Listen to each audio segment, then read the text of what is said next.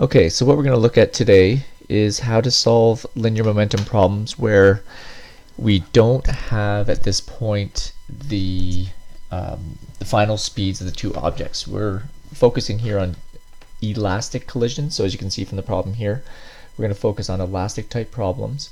And the key is that typically when you're solving these problems, you're given enough information. But sometimes you run into problems where you're given the initial state of the system. It asks you to find out the speeds of the two objects after they collide. Of course, this is one-dimensional in this case. We're going to look at a number of different solutions. We're going to look at how to use an applet to figure out the solution. We're going to look at how to use WolframAlpha to plug in our state equations and then use those equations, and WolframAlpha will solve the solution for us. And then we're going to look at an algebraic method, which is doing it completely from algebra and first principles, which is the key learning here. And the last way is to use the change of reference method. And the change of reference method is a really sleek way of doing it, but you really have to understand the problem before you can use this method. Otherwise, it's just a thing you do, and it won't make sense unless you actually understand what's happening. So we're going to start with the algebraic method and the applet method, and then we'll, in a different video, look at how to do this using WolframAlpha, and then in a third video, how to use the frame of reference change. All right. So typically in these type of elastic problems, we'll look at this example here where we've got a 3 kilogram mass moving to the right at 2 meters per second, and it glides elastically. It's key here, it's elastic. With another glider that has a mass of 1 kilogram and is moving to the left, at 0.2 meters per second. The question really is, what are the speeds of the two objects after they collide? Now, in order to solve this, typically we would say, oh, momentum's conserved. So let's use the momentum formula or the momentum equation. Look at the total momentum before, total momentum after, and solve it. Problem is, we don't have enough information. We have two unknowns. We don't know the final speed of either object. So we know that there's another equation because for elastic type problems, kinetic energy is also conserved, but only in elastic problems, not in partially or inelastic collisions. So this only works really for these elastic type. So kinetic energy is conserved. So if we write out the kinetic energy equations, we have those two variables as well. So now we have two equations, two unknowns, which means we can solve it using substitution. It's very simple. It takes a little bit of work because we end up with a quadratic formula at one point. But really it's just straight mathematics and nothing past grade 10 math. Okay, so let's take a look at the applet solution just to get started, and we'll check out what that looks like, and then we'll know what the solution should be for the answer. So here's the applet here, and what we can see from the air track is that we set the one mass to 3, moving to the right at 2 meters per second, and the blue object is 1 kilogram moving to the left at 0.2 meters per second. And it says that this is an elastic collision. There's no friction, all that kind of stuff. Now, what you'll notice, this is the orange card. It's going to move towards this one, pretty fast. And this one will move to the left. And there you go. Slowly moving. They're going to collide. Boom.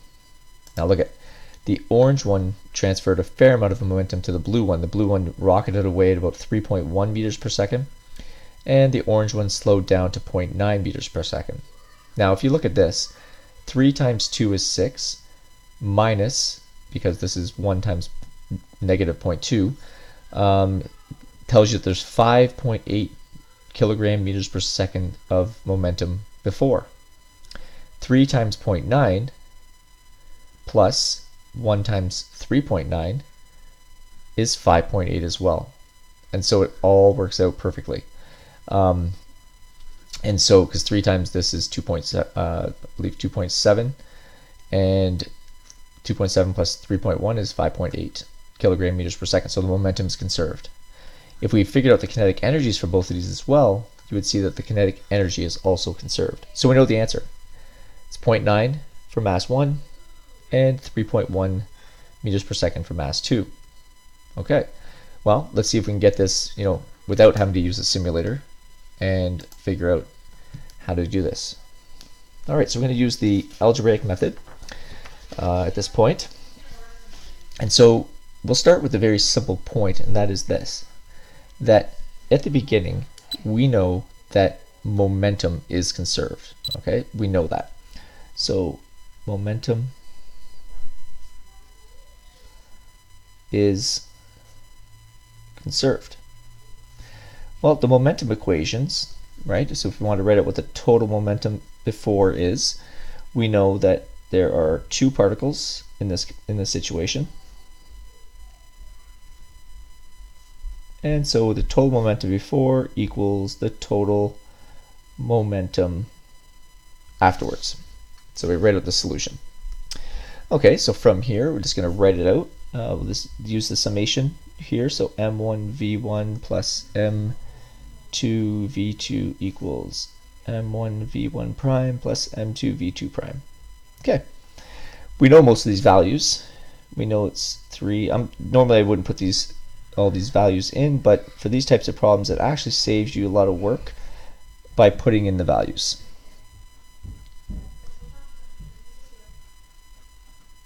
Okay, when we figure this part out here, we realize it's simply 5.8 kilogram meters per second, as we said before, and here we can't do anything, so I'm just going to leave it as 3v1 prime plus v2 prime.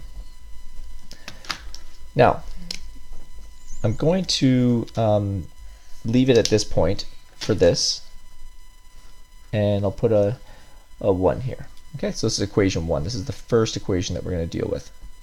Now I can't do anything because I don't know these two solutions.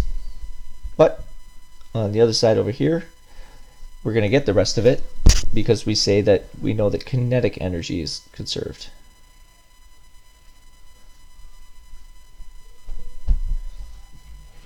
Okay, so kinetic energy being conserved looks like this. The total energy before, like so. So the initial kinetic energy must equal the final kinetic energy. Now this is a subscript and superscript nightmare at this point. So I'm going to put these all in brackets like this. Okay, and you'll see why this is going to be handy a little bit later on. Now again, like I said before, let's plug the values in. Let's just make our lives algebraically easier. Now, of course, kinetic energy is scalar, so you'll notice even if I put in these negative signs, it's not going to change any of the values because they're squaring them. Like this, over 2. And we don't know this one either. Like so. This whittles down nicely. If I just, plug in these values and add up this side, we see that the total kinetic energy before the two objects collide is 6.02. And this one here is 1.5 v1 prime squared plus 0.5 v2 prime squared. Okay, so this here is our second equation. There we go. At this point, we can put this into software, and it would tell us the answer for what conditions, like what v1 and v2 satisfy both of these equations simultaneously. But we're going to, as we said, we're going to just plow through this and do the full math and do all the algebra required for it. So we're going to use, in this case, let's just use substitution. So let's take this first equation here and rearrange for v2 prime. It's very simple. We just go 5.8, subtract 3 v1 prime. Now, what we'll do is we're going to take this v2 prime right here, and we're just going to substitute right into there. Okay, so I'm going to write this out. The 6.02 equals 1.5 v1 prime squared, like so, plus 0.5 bracket and then bracket squared. And so what we know is that we're substituting in this value here, and we're going to substitute it in right here. Okay, so those two things are where it happens, like so. Okay, at this point we are just going to expand some brackets. So this becomes 6.02 equals 1.5 v1 prime squared. And again, you can do all this now. Like, you don't have to watch me do it. You can actually stop this and work all the rest of the math out, and then come back and see if you get it correct. Expanding these brackets, we square the first term, and so squaring that first term is 16.82, like so. And then multiplying these two together and doubling it is the next term. Sorry, this should have been, this is when I multiplied by a half, sorry.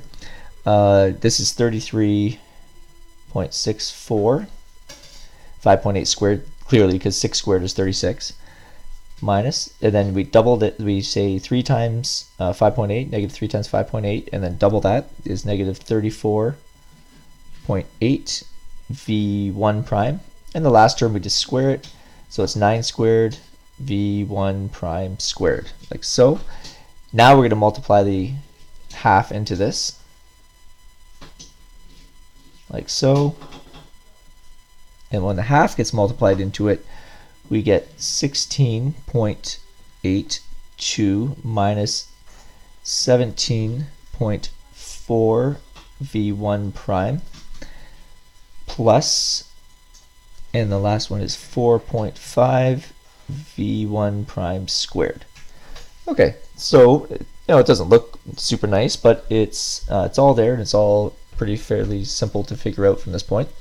All we're going to do is collect like terms and move some values over so that we can get it into the form of a quadratic relation. So when I move this over, I'm going to end up with, here I've got 1.5 v1 prime squared plus 4.5, that's 6 v1 prime squared. Okay, and then when I bring this 6 point, well, actually I'll get the middle term, which is minus 17.4 v1 prime, like so. And then the last part is I go 16.82 subtract 6.02 gives us 10.80. Okay, now this is just simply the quadratic equation, where this is, 0 equals ax squared plus bx plus c. That's all this is. And now you just use your math from grade 9, from grade 10 and grade 11, and we solve the problem. So to solve for x, or in this case v1 prime, it's minus b, and that's this term here. Actually, I'll write it out for you. Minus b plus or minus square root of b squared minus 4ac all over 2a. So minus b is simply, that negative becomes positive, so 17.4 plus or minus square root of negative 17.4 squared minus 4 times a times b times c. The last term is 10.8.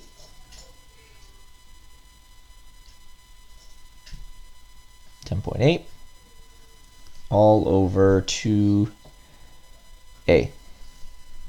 like so. Putting this into your calculator, it just comes out nicely to 17.4 plus or minus 6.6 all over 12. And from here, now it's just very simply, we just say, well, what are the two solutions? What two solutions do we get for this?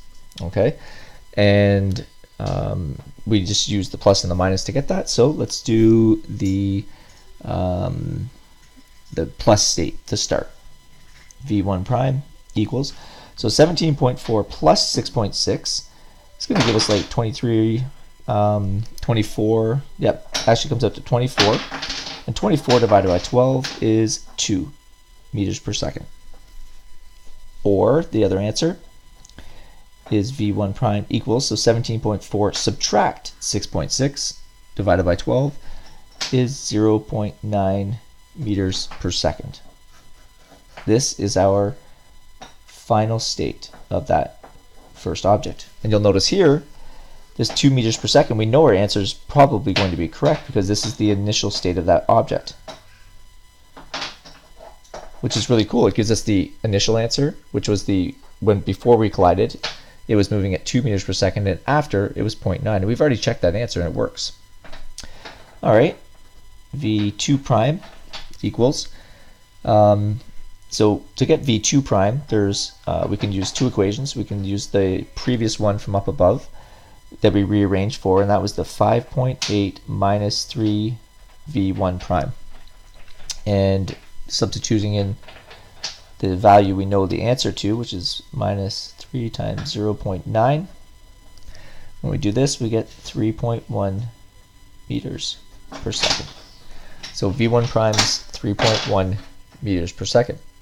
If you wanted to check your answer, we could even go up here and say, well, what if I put 2 in here? 3 times 2 is 6. 5.8 minus 6 is negative 0.2, which is the initial state. Right? So this is the final state. And the initial state was the other value that you would get, which is the negative 0.02. So you obviously have to pick the correct answer. Don't pick the starting solution, pick the final state. And we check that our answer is correct. Okay, so we've seen how to use the applet for this. We've seen how to do the algebra for this. Right? The algebraic method is very, very clean, and it works. As long as you don't mess up any of the math, of course, it will give you the solution that you require.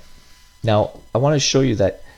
Let's actually take this one back a step, and let's see if there's another way we can solve this. Can we forget doing the algebra and get the computer to do the algebra? There is a way to do this, and the way to do it is to use WolframAlpha. Is a really nice way of doing this. And for WolframAlpha, all you need to do for this is type in the equations. So the equations were mass 1 times speed 1 plus mass 2 times speed, the initial state, which equals 3. Now, this was v1 prime, but writing v1 prime in alpha and WolframAlpha is really hard, so I'm just going to call it a plus 1 times b. So again, 3 is the mass, a is v1 prime, 1 is the mass of the object 2, and b is v2 prime. And let's write the word and. Now on this other side, we're going to write the kinetic energy equation. And the kinetic energy equation, if we flip back to our sheet here, so what I've written in so far is just 3 times 2. I just wrote this in, but I changed v1 prime to a and v2 prime to b. Now I'm going to go to this equation here. Now we can actually make life way simpler here. See how everything's divided by 2? I could have right at the beginning multiplied the 2 right out. So we wouldn't even have the 2 in this equation. And then you would have seen it would have been, oh, okay, 3 times 4 minus, and we would have ended up with 6.02 regardless of that. So basically, we're going to take the equation where we just ignore these 2's because we're going to multiply them out when we're putting this into WolframAlpha for this. Okay, so let's go back to WolframAlpha. So for this, what we're going to write is, and so the first one was 3 times 2 squared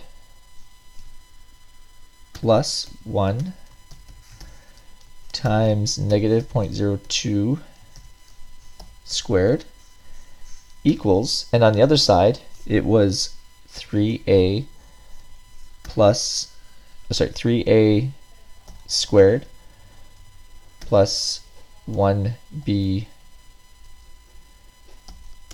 squared. Again, that's because the 2's have been multiplied through.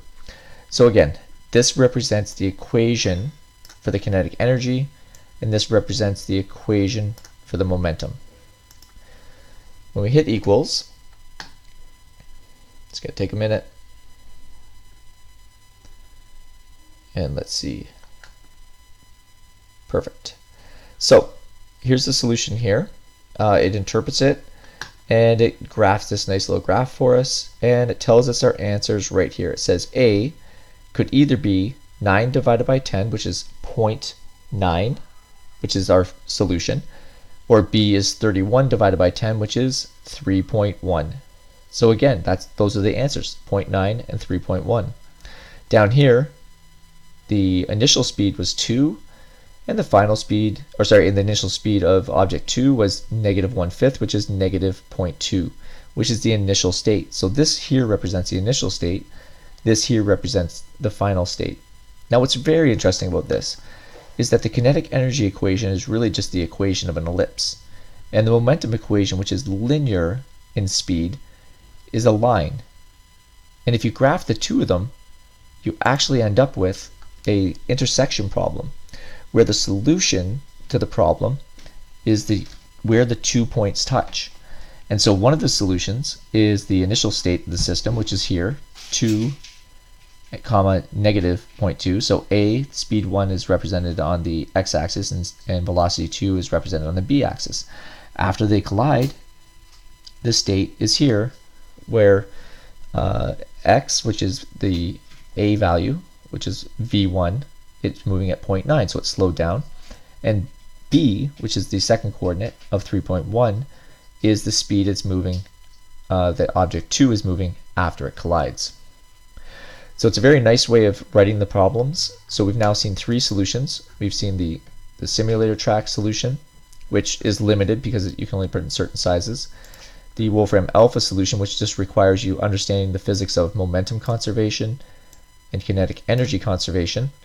And the full solution, which is what really WolframAlpha is doing, which is the solution involving writing out the momentum, the kinetic energy, doing the substitution, using the quadratic equation, and finding your result. We'll save the change of reference frame for another point. That gives us a way to solve these problems even quicker. But you do really have to understand these processes, especially this algebraic process and those other 2 methods of finding the solutions.